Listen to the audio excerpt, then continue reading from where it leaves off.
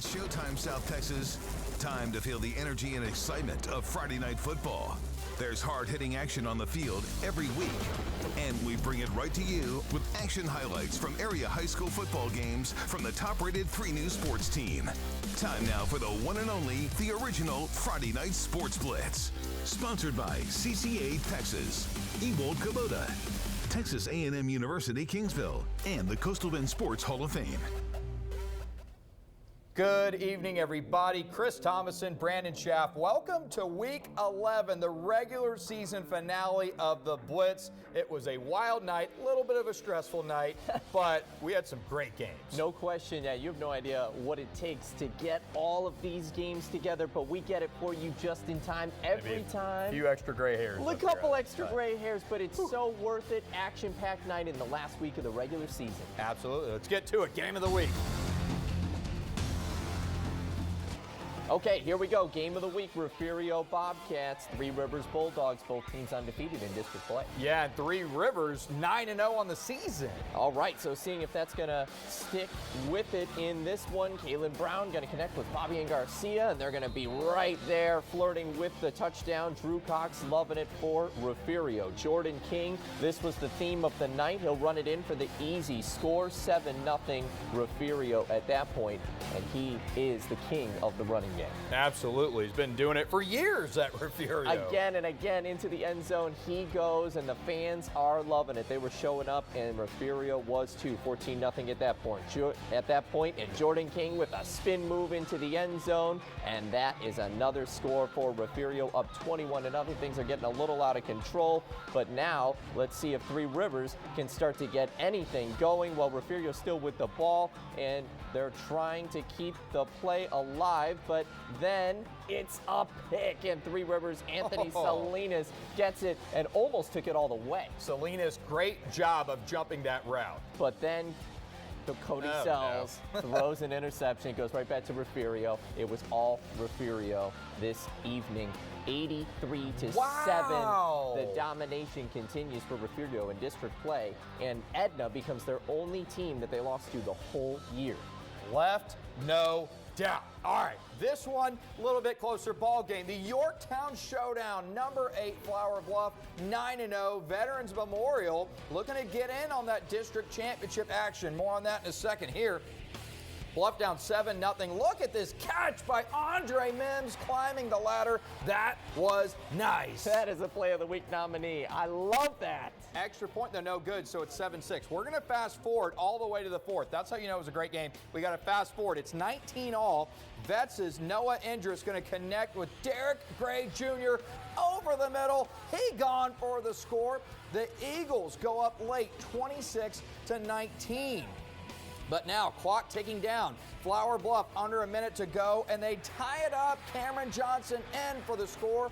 We would go to overtime. Wow, regular time, not enough. Let's see what happens. This game, you don't even let the players do the toss in overtime. It's got to be the coaches. Well, here, Vets, NOT, that was 3rd and 20. They were staring down maybe a long field goal. Instead, it is a touchdown to Andrew Charlebois. The Eagles go up. Now the Hornets tie it. Jaden Pelucio in. So we go to double overtime, 33-all. So now, second overtime, Flour Bluff gets it first, and Pelucio is going to get picked off by Zachary Smith.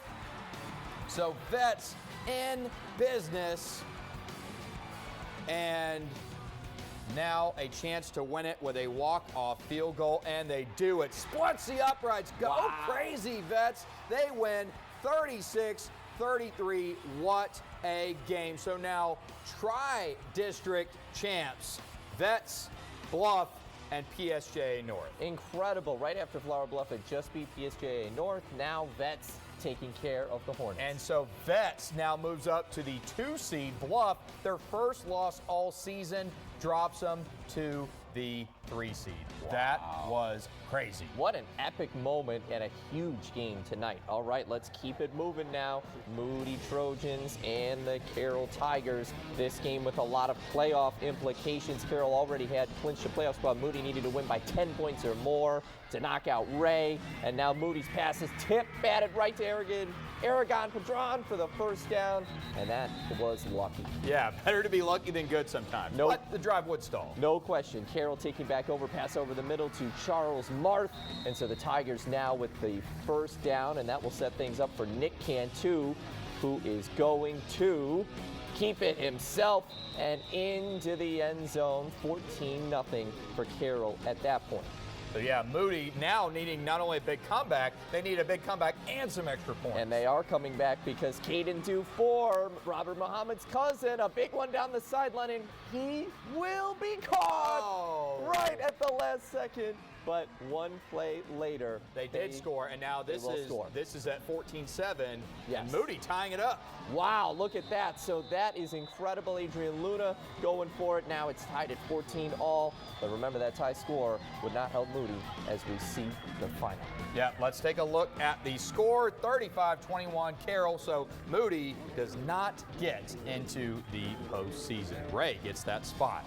All right, how about let's go to our next game. Tuloso-Midway hosting Zapata. These two facing off for second place in the district. Here, Damian Figueroa for TM. He has been a beast all year long, getting near the goal line. Then they hand it off to Figueroa again, and he, this time, going to get in for the score. Made it 7-0 TM in the second.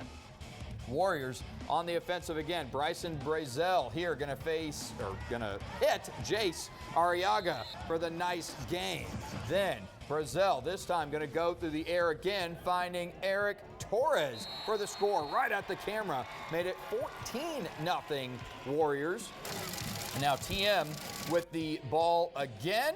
And how about a play of the week nominee as he hits a wide open Figueroa, used to doing it on the ground. That's a 75-yard touchdown through the air. Play of the week nominee. Fantastic, that dual threat on full display for a play of the week nominee. Made it 21-0, but just before the half, so Zapata trying to get something going as Landon Martinez going to connect with Francisco Munoz. Made it 1st and goal, and the Hawks going to this time find Danny Ramos in for the score. That puts him on the board. But let's take a look at the final. Tuloso-Midway getting that second spot. 55-20, your final. Incredible win for TM. How about that? A dominant win, too.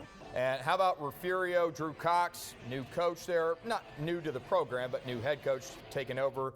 He's got Refugio rolling. And how about Bluff and Vets? Vets, not going to say people counted them out of that game, but they were definitely the underdog coming in and showed, hey, they're still the real deal. Yeah, Vets is a team that, you know, if you would have seen how the season started and how it ended, it's almost like two different teams. And yet here they are now as a co-district champion. You probably wouldn't have thought that would be the result, especially after how good Flour Bluff looked against BSJ North. Yeah, and that's a huge difference, knocking Bluff down from the 1 seed to the 3 seed as well. So that could have major playoff implications now for the next few weeks as well. So, man, that was a heck of a first block. We've still got 8 highlight games to go on the Blitz. Stay tuned. Action highlights coming your way right after this timeout.